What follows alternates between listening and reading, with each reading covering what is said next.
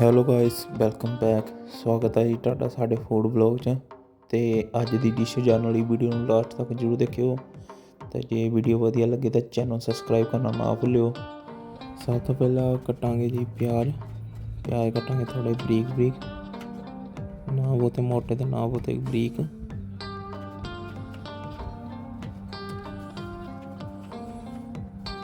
ਅਤੇ ਪਿਆਜ਼ ਕੱਟਣ ਤੋਂ ਬਾਅਦ ਆ ਜਾਣਗੇ ਜੀ ਟਮਾਟਰ।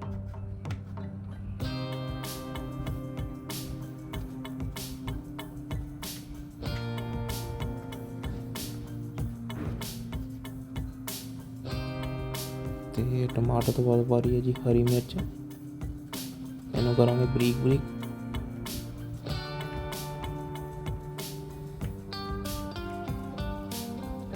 ਤਾਂ ਹੁਣ ਕੜਾਹੀ 'ਚ ਪਾਵਾਂਗੇ ਜੀ ਸਰਸੋਂ ਦਾ ਤੇਲ। ਤੇਲ ਨੂੰ ਗਰਮ ਹੋਣ ਤੋਂ ਬਾਅਦ ਆ ਜਾਏਗਾ ਜੀ ਪਿਆਜ਼, ਅਤੇ ਹੁਣ ਆ ਜਾਣਗੀਆਂ ਜੀ ਹਰੀਆਂ ਮਿਰਚਾਂ, ਇਹਨੂੰ ਪਾਵਾਂਗੇ ਸਾਬਤ।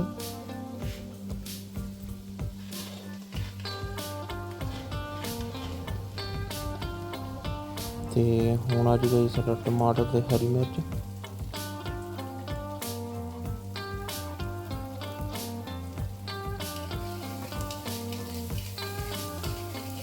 ਅਤੇ ਥੋੜ੍ਹੇ ਜਿਹੇ ਰੋਸਟ ਕਰਨ ਤੋਂ ਬਾਅਦ ਆ ਜਾਊਗਾ ਜੀ ਨਮਕ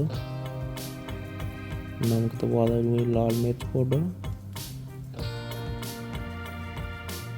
ਤਾਂ ਥੋੜ੍ਹੀ ਜਿਹੀ ਹਲਦੀ,